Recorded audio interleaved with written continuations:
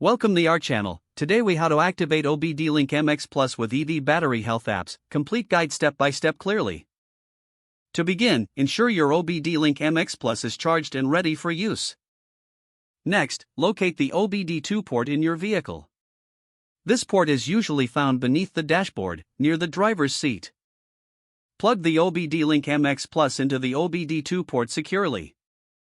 Once connected, power on your vehicle's ignition without starting the engine. Download a compatible EV battery health app from your device's app store. Some popular options include Leaf Spy, Torque, and Car Scanner. After installing the app, open it on your smartphone or tablet. In the app settings, select the connection type. Choose Bluetooth as the connection method for your OBDLink MX Plus. Activate Bluetooth on your device if it isn't already enabled. Search for available devices and select your OBDLink MX Plus from the list. Wait for the app to establish a connection with the OBDLink MX Plus. Once connected, navigate to the app's main interface. Look for battery health or diagnostics options within the app. Select the battery health feature to begin monitoring your EV's battery status. The app will provide real-time data about battery performance and health. Take note of any alerts or notifications regarding battery issues. Use this information to maintain your EV and optimize performance.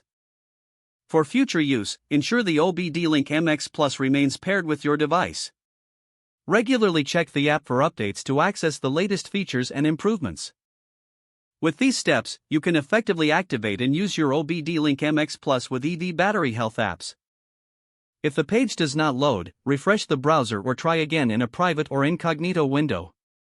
Make sure you are using the correct email address, then retype it carefully to avoid small typos.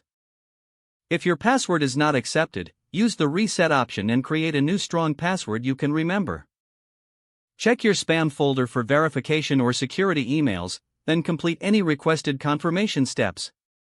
Enable two-factor authentication if available to improve account security and reduce unauthorized access risk.